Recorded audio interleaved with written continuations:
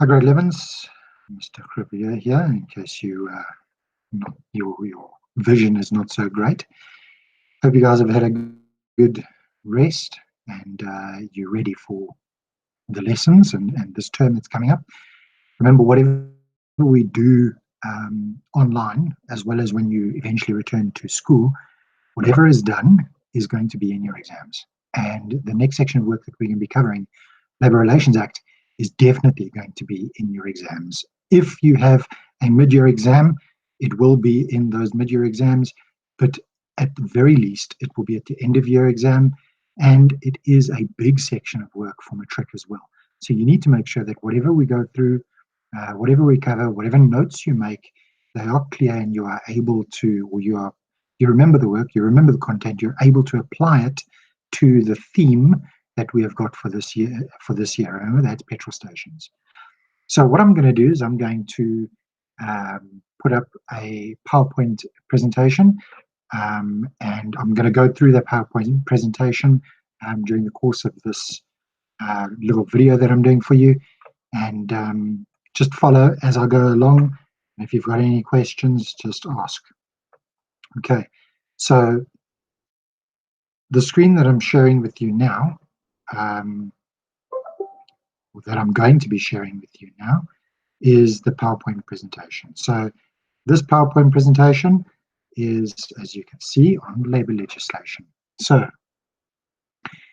what we are covering with labour laws is we are going to be going over the Labour Relations Act, the Basic Conditions of Employment Act, otherwise known as BCEA, the Employment Equity Act, Skills Development Act, Black Economic Empowerment, as well as broad-based Black Economic Empowerment, and then Occupational Health and Safety Act. Now, the Occupational Health and Safety Act never used to be a big section of work in grade 12 for the final exam, but because we are focusing on the petrol industry and all those shops and retailers associated to the petrol industry, such as fast food takeaways, etc., the occupational health and safety is that much more important. Okay, so we're going to be covering all of it. You don't need to go and make notes on it. We're going to cover each and every single one of those acts as stipulated. So, what is the Labour Relations Act? It is a basic legal framework for relationships between the employer, employee, and trade unions. So what the Labour Relations Act tries to do is it tries to ensure that there is a good working relationship between the trade unions and the employer, as well as they try and facilitate a good relationship between employer and employee. So the trade union tries to make sure that the employer and the employee have a good working relationship. What the purpose of the LRA is it contains rules and regulations so that communication between employer and employee and trade unions is controlled, that there is a bargaining process that takes place between those parties, and that negotiations actually happen between employer and employee. The Labour Relations Act tries not to have a situation where the employer is going to dictate to the employee and not give the employee an opportunity to voice his concerns. Then the Labour Relations Act is also not applicable to the National Defence Force, the South African Secret Service, or the National Intelligence Agency. And yes, South Africa does have an intelligence agency, believe it or not. It also covers issues like strikes, lockouts, trade unions. Now, we're going to go over all of that as well, so you don't need to worry too much about it right now, but the LRA does govern those concepts or those types of industrial action. Then the South African Constitution also guarantees that employees and employers have both got certain rights that cannot be taken away from them through any laws passed by the state. So, for example, the right to strike.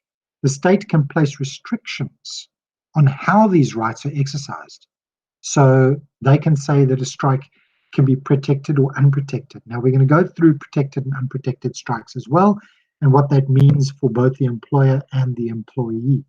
But the Labour Relations Act and the Constitution makes sure that both parties have got rights.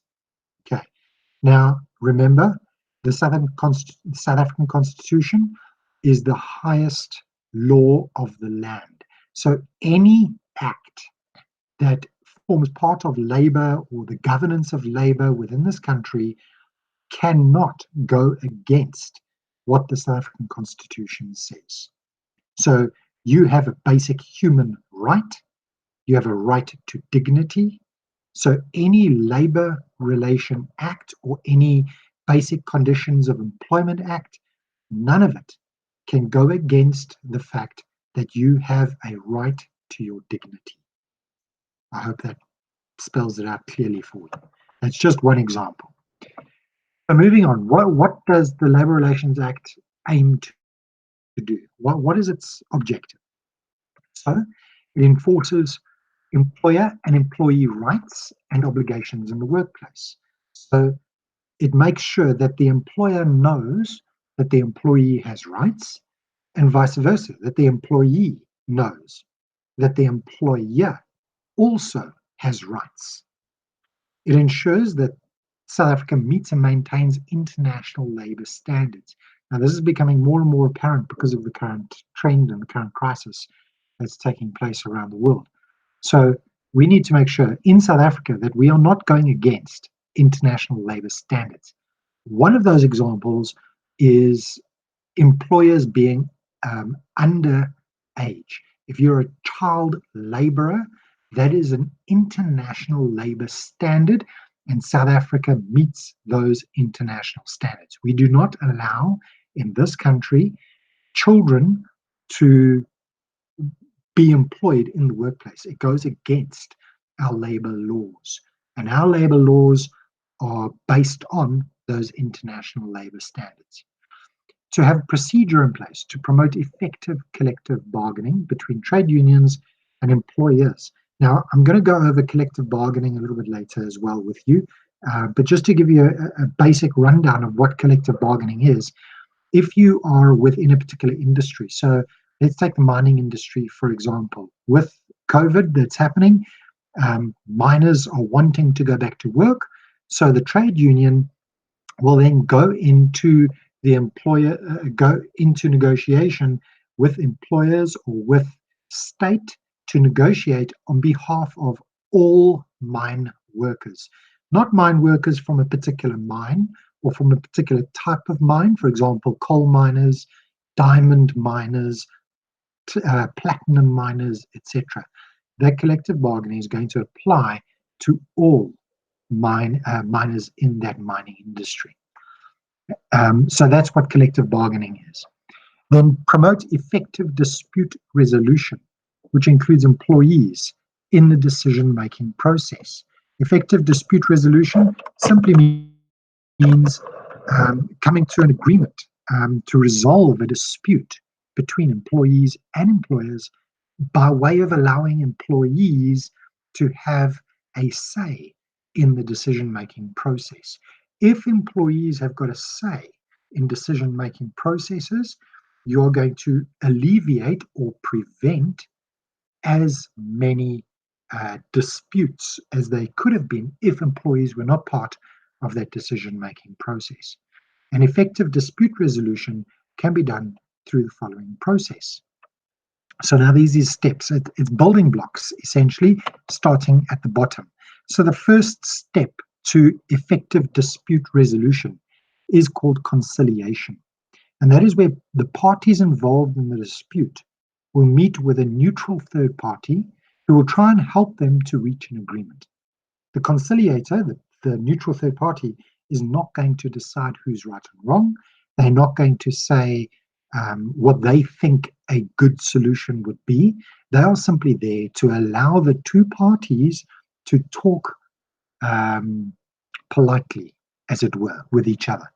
Okay, so the conciliator is just there to try and make sure that everybody's getting on, and that everybody's had their say, everybody's being listened to, etc., etc. That's what the conciliation process is about. We then move on to the next step. If conciliation is not effective, so only if, after the conciliation process, an effective resolution is not met, you will then go to stage 2, which is mediation. Now, during mediation, the commissioner, as it were, would make a recommendation to the parties involved in the dispute, but the recommendation cannot be enforced. Okay, so if conciliation there's no resolution in conciliation, you go to mediation. In mediation, the commissioner is going to say what he thinks is a good solution, but nobody has to accept it. If he says this is what should happen, they don't have to follow his recommendation. If after the recommendation there is still no effective resolution, what I mean by effective resolution is that both parties are essentially happy with the resolution. We then go to stage 3, which is arbitration. Now, this is where the dispute is referred to a neutral third party, generally done at a place, I'm sure you've heard of it, the CCMA. And at the CCMA, there is a commissioner who is going to make a binding decision as to who is right and wrong. Okay? The key here is, because it is a binding decision, both parties at this stage have to listen to what the commissioner says. If the commissioner says the employee is correct, the employer is wrong, the employer must reinstate the employer cannot go against his decision.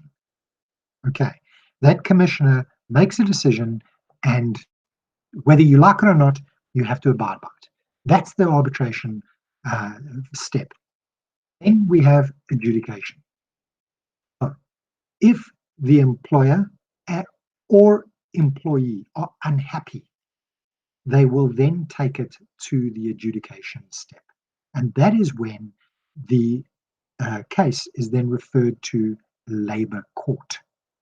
Okay, so if the commissioner makes a binding decision, people are not happy, they can take it to labor court, and that is the adjudication phase. At that phase, the judge is going to make a decision, and if you don't like it, tough luck. It's as simple as that. Okay, I'm pretty sure after this slide there'll probably be a couple of questions coming from you. As I said, please feel free to drop me a line, ask me for a Google Meet, and I'll meet with you face to face and answer any questions that you might have. Okay.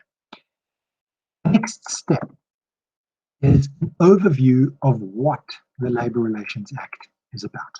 So the first thing is it's about collective bargaining. Let me get through all of these because they through in the correct order. But anyway, so collective bargaining, I've described that to you very briefly already, but I'm going to go over it in a little bit more detail. So collective bargaining is a process of contract negotiations between the employer and trade unions of handling grievances. But remember, this is because it's collective bargaining, collective being the operative word here, the trade union is negotiating on behalf of everybody within that industry or within that business. But the key for collective bargaining is that whatever the grievance is, it has to be for the benefit of everybody. It has to be an issue that pertains to everybody. It can't be an issue that employee A is unhappy because employee A can't have paternity leave or can't have sick leave. It's got to apply to everybody. It can't be a one-off thing. Okay, that's why it is called collective bargaining. All right. Then industrial action involves things like strikes, lockouts, picketing, and secondary action. Now, as much as I'm going through the Labour Relations Act here, I'm going to go into each of these things in more detail as well. So don't worry, don't say, well, what is a strike? What is a lockout? What is a secondary action? I'm going to go through it with you later on. This slide presentation is long. Okay, ordinarily, labor can take us a month, very easily, a month to get through this entire section of work. Because we're doing it via this, and the lessons are going to go a lot quicker, it could take a little bit less than a month, but there you are. I'm going to go over it in more detail. Unfair treatment simply talks about unfair discrimination, unfair conduct, unfair suspension, refusal or failure to reinstate, disputes, and remedies. Reinstate simply means giving somebody their position back. So if you've been fired or if you've been suspended and your employer refuses to give you your job back, that's what reinstatement means. If you are being reinstated, you are given your job back. Okay. As I said, I'm going to go over all of this in a little bit more detail later on. Then disciplinary procedures. This is where we talk about the grievance and disciplinary procedures and substantive and procedural fairness. This, again, I'm going to go into a huge amount of detail here, well, not so big, on what substantive fairness is and what procedural fairness is. They are two different concepts. All right. And then finally, the fifth one is reasons for dismissal. Now, this comes up very, very often in matric final exams. I would almost say it is something that comes up every single year. The fact that there are 3 reasons for dismissal. They are misconduct, incapacity, and operational reasons. And I'm going to go over all 3 of those reasons for dismissal in more detail as well. Okay. Now, again, I normally have questions here, but we move on. So, what is collective bargaining? So, collective bargaining involves contract negotiations between employers and unions. Collective bargaining handles grievance procedures. The purpose of collective bargaining is to determine matters of mutual interest, such as wages, conditions of employment, etc. When I talk about mutual interest, and wages is the example there, collective bargaining will look to try and improve wages by a percentage, and that will be for all employees, not just the miners who work in shaft B who are digging between the hours of 8 and 5. It won't only be for those staff, it is for all mine workers. That is why it is collective bargaining. Okay. And then formulate industrial policy. Collective bargaining helps, especially where policy is lacking or it is a new industry. Collective bargaining helps to formulate new industrial policies and to adjust policies as times change. And you're more aware of times changing now than any group of students in the past because of this COVID thing. Let's see how many times I can avoid saying COVID during this presentation. So, types of collective bargaining structures. The first one is a bargaining council. So, this is where you have one or more trade unions or employee organizations that establish collective agreement for an industry or a sector. For example, the mining sector, the education sector. If you look at the teachers' unions, there's the South African Democratic Teachers Union, SARTU. There is the Suid-Afrikaanse Onderwysersunie. There are a number of teachers' organizations. So there will be a bargaining council that will basically handle or take all of those trade unions together and work with all of them together to do collective bargaining. They won't just take one trade union and work with one trade union to do collective bargaining. They'll involve all of them as part of that collective bargaining process. Okay.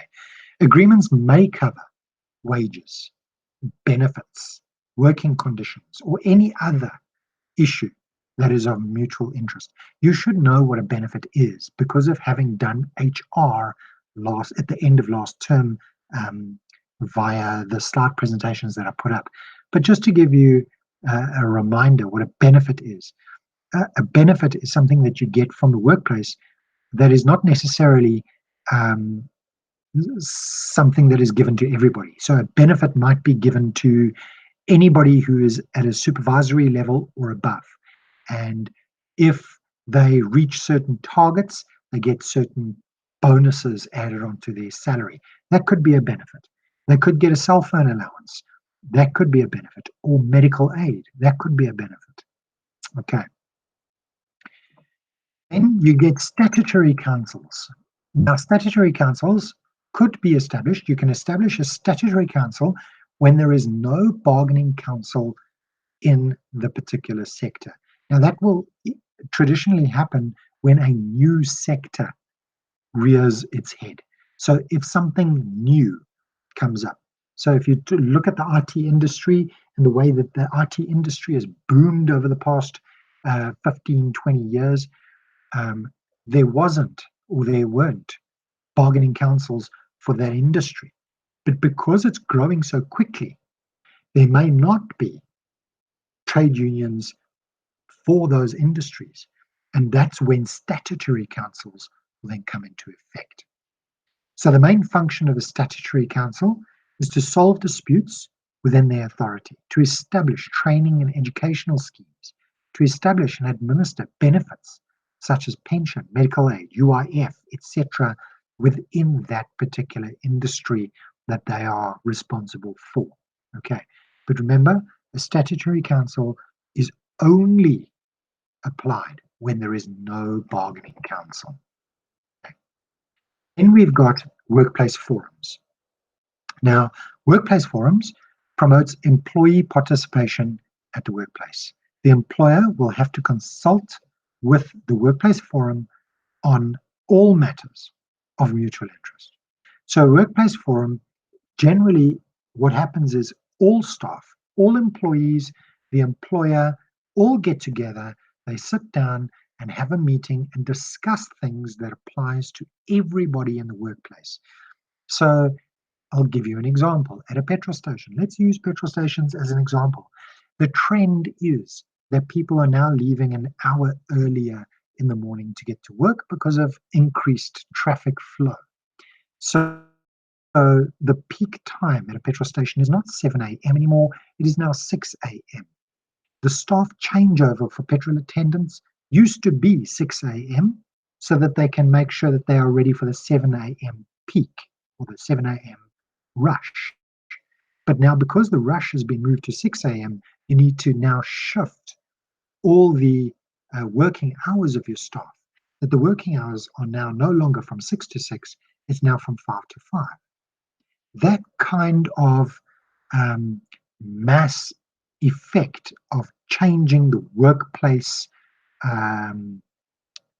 basic conditions of employment or the working hours of all staff, that will be done through a workplace forum. And all staff can put their opinion into the changes and how the changes are going to affect them. Now, why is this important? Because as a manager of a petrol station, if you are unaware that staff live X distance from the petrol station and there is no transport at 4:30 a.m. in the morning to get them to work at 5. If you're unaware of that and you just make a blanket change to working hours, your staff are not going to be able to get to work on time. So there will need to be solutions thrashed out in this workplace forum where you can come to a mutual agreement with all staff. So that's what that workplace forum is about. Your supervisor or the forecourt supervisor is going to have just as much say as the person that sweeps the forecourt. Okay, the lowest level employee is going to have the same amount of sway or the same amount, or their vote is going to count the same as a supervisor or a shift manager, etc., in this workplace forum. So it's a good place to sit and meet and chat with staff, because even the forecourt sweeper or even the person that packs the shelves and sweeps the floor in the shop, they feel that they are going to be heard in that type of setting. Okay, moving on. So now we're moving on to industrial action. Now, industrial action is something that can happen, generally brought upon by trade unions. Now, if you remember, I said earlier on, the goal or the point of a trade union is to try and encourage a good working relationship between employer and employee. Okay, we're going to get to trade unions just now. But generally, it is a trade union that is going to encourage their staff to go on strike. Okay, well, not their staff, their members. So, what is a strike? A strike is when groups, that means more than one, of employees stop working to put pressure on the employer to meet certain demands. Now, you have to be an employee to be a member of a trade union. That's the first thing. If you are not an employee, you cannot be a member of a trade union. So when all these university students go on what they call a strike, it's not a strike. Okay, it's a mass gathering of a protest. It is not a strike. A strike is when you're an employee and you go on a organized strike to put pressure on your employer for your employer to give in to certain demands. But remember, if you go on that strike, you need to follow certain procedures. Otherwise, you're going to have issues. So we'll get to that just now. So you simply stop working to put pressure on employers. Okay. A strike can be in the form, and this is just some examples of a go slow, an intermittent strike, a work to rule strike, or an overtime ban. Now, I'm going to explain each of these during this slide because I haven't gone into it in any more detail later on. So if you are listening to me now and you're taking down notes, this is something that you need to take notes on because you're not going to find this information later on in the slide presentation. So what a go slow is, if you go to, let's say you go to NGen, all right, and you go to fill up your car with petrol. If the staff at NGen are on a go slow, you'll pull up next to the pump. There could be no other vehicles in sight. You stop your vehicle, you switch it off, you climb out, and you see the staff moving incredibly slowly. They walk over to you as if they've got 3 weeks to get to you, and that's okay. You've already got your cap to your petrol tank open, and you're standing there waiting for him to get to you. In the meantime, you've managed to open your bonnet, you've taken the cap off to check the oil level, and you're still waiting for him to get to you. He then starts pumping the petrol, and he basically moves at the pace of a sloth. Okay? That is a go slow. Now, for me, a go slow, personally, my opinion, a go slow is far more destructive for a business than an out and out strike, because a go slow, the consumer, the motorist, is not going to be aware that staff are on a go slow. The staff are still working. You still have to pay them. The motorist or the customer is going to get frustrated with the speed at which they are working. And as a result, the motorist, if that is the first time that the customer or the motorist has stopped at their petrol station, they're going to think that this is normal. This is how slowly this institution or this petrol station works. And as a result, the motorist may never ever stop there again because of that frustration. Okay, what should take you 5 minutes to fill up a tank of petrol, when it's a go slow, it might take you 15 minutes. And that's not what somebody wants. So for me, personally, a go slow is far more destructive to a business. It causes that motorist can go away, talk to their friends, tell them how slow and how frustrating it was, and word gets out. And that is not something that you want happening.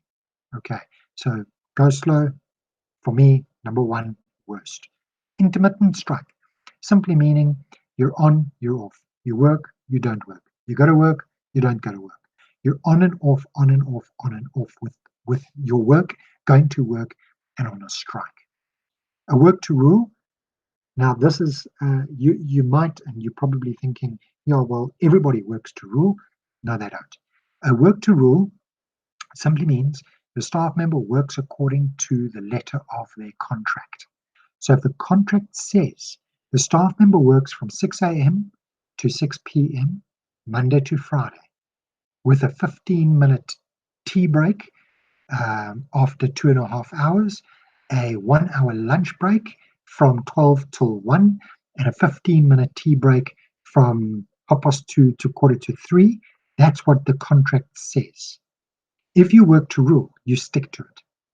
So the difficulty here with management is if your staff are working to rule and you get a rush of motorists pulling into your petrol station and half your staff are on lunch, they're not going to be prepared to go and help get through that rush and help your business to push through those motorists so that you don't frustrate people like it was in a go slow. Okay. Ordinarily, if they're not working to rule and you've got a good relationship with your staff, 12 o'clock comes, 5 of them are supposed to be going on lunch break. They see a rush of vehicles coming in. They're going to stay and help get rid of those vehicles before they actually take their lunch. If you've got that good working relationship with them. If it's busy and they're due to knock off work, they'll stay an extra 10 minutes, 15 minutes to help get rid of the rush at the workplace. Sometimes they might arrive to work 20 minutes early. And if that's the case, and they're not on a work to rule, when they get to work, they may as well start because they might earn a couple more tips. But if they're working to rule, they will not start until the time according to their contract. Okay, so that work to rule can be very frustrating as well. Then overtime bans can work both ways, employer and employee. Now, how that works is the employer might say to staff, listen, it's Christmas, it's December, and I need extra staff. So we need people to work overtime. You can only work a maximum of 2 hours overtime per day. That's according to law. We are going to go over that, by the way. So I'm willing to allow everybody to work overtime so that we can get through the Christmas rush and people can earn extra money, etc., etc. Now, when the employer puts an overtime ban, the employer says to staff, I'm unhappy with you. Nobody is going to be allowed to work overtime. Now, that frustrates staff because they might want to earn that extra bit of cash. Okay? It could work the other way around as well, where employees say to the employer, we will not work overtime because you are not listening to us. So it can work both ways. Then employees can be from different employers, but with a common work-related purpose. So when you go on strike, it could be the staff at Engen and the staff at Shell can go on strike at the same time for the same work-related purpose. Okay, even though two different employers, they are in the same industry and they are striking for the same thing. Maybe it's working hours, maybe it's an increase in pay, whatever it may be. The strike must be for a dispute that affects all employees involved. So it's got to be for better salaries for everybody in that petrol industry. So you can't go on strike because you want to improve salaries of forecourt attendants only. That's not how it works. If you're in the petrol industry and you're going on a strike for an improved salary or an improved wage, it's got to be for everybody to get an improved salary or an improved wage. So when they negotiate wage increases for the mining industry and they say they demand 15% and then the negotiation takes place, eventually they get 10% or 9% or whatever the case may be, that percentage increase applies to everybody in that sector. Okay, so when employers hold out and they say we can't afford it, when they're talking about an extra 3%, if your wage bill per year is sitting at 100 million rand, add an extra 3% onto that. That cuts a lot out of that company's profits.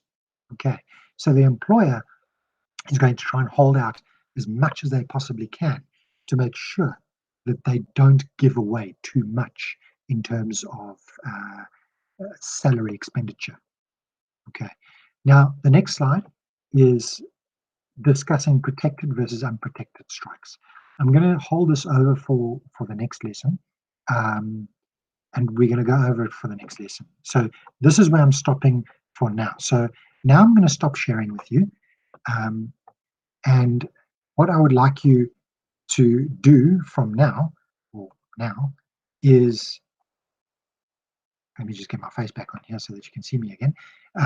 So what I'm going to ask you to do is, we've covered strikes, we've covered different types of industrial action, we've covered strikes.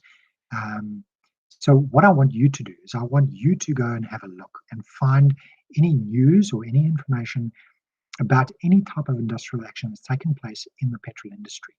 Think about anything that has impacted the petrol industry where employees have been unhappy with the employer.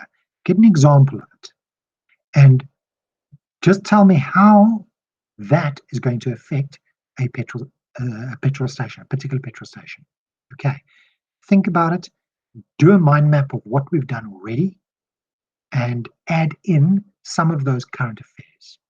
Okay, I'm pretty sure you're going to find something on COVID as well. There, I said COVID again. You're going to find something about COVID as well. So for the rest of this lesson, that is what you are doing. You need to get onto the internet, find something where employees have been complaining about employers, working conditions, pay, etc., etc. If you can find something in the petrol industry, fantastic.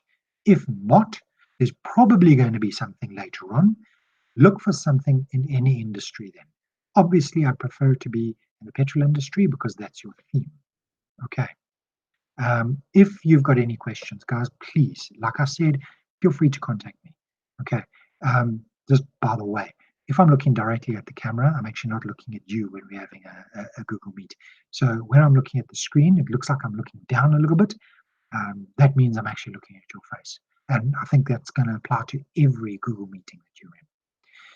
Okay, so grade 11s, I hope that you're okay. I hope that everything is good, and yeah, enjoy your research, and we'll see you in the Google Meet soon. Bye.